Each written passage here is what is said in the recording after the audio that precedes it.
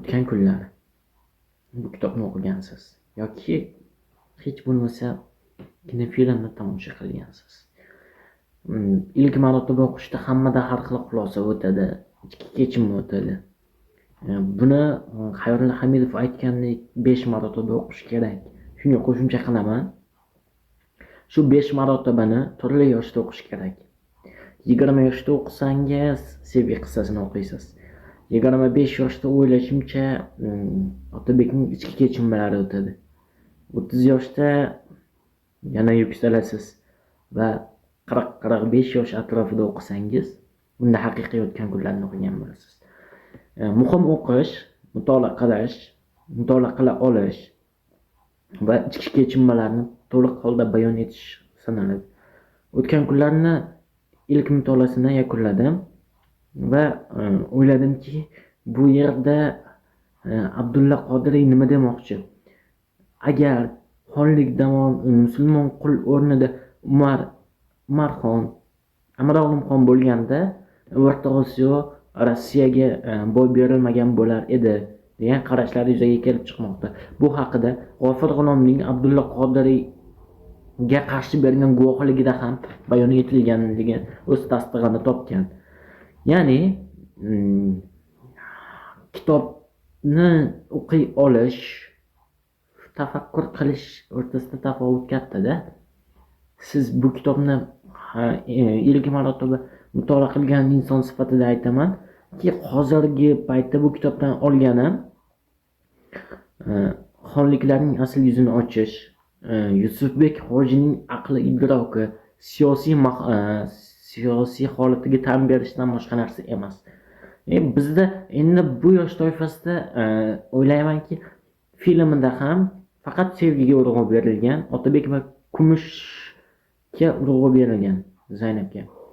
Aslida o'ylaymanki, bu filmni yana qayta ishlanishi, vaqtiki kelib bu film ustida asl haqiqatni ko'ra olish, SSR emas, o'zbek kinofilm ham bu filmni asl mohiyatini ochib beradi degan umiddaman. O'tgan kunlar haqida yana nima desa bo'ladi? Bu kitob roman emas, ulkan asar. Haqiqiy o'zbeklarga xos, sof o'zbek tilida yozilgan. Endi to'g'ri inkor qiladigan holatlari bor. Lekin o'sha aytgan yuqorida ta'kidlaganimdek, faqat sevgi qissasi emas. Sevgi qissasini o'qigan yoshga bog'liq deb o'ylayman. 20 yoshida bo'lsa faqat sevgi qissasi. Undan yuqori yoshda bo'ladigan bo'lsa ko'proq narsa olsa bo'ladi deb o'ylayman. Bu kitob achinarli yana bir holat borki, bu kitob o'zbek yozuvchilar, umuman o'zbek adabiyotida kitob do'konlaridagi narxi arzon. Kam o'qilishi hisobiga bilmadim, narxi juda ham arzon. Lekin chet el yozuvchilarining kitoblarining narxi, qiymati ancha baland, yuqori. Men o'ylayman, yoshlarimiz yana o'qishni boshlaydi.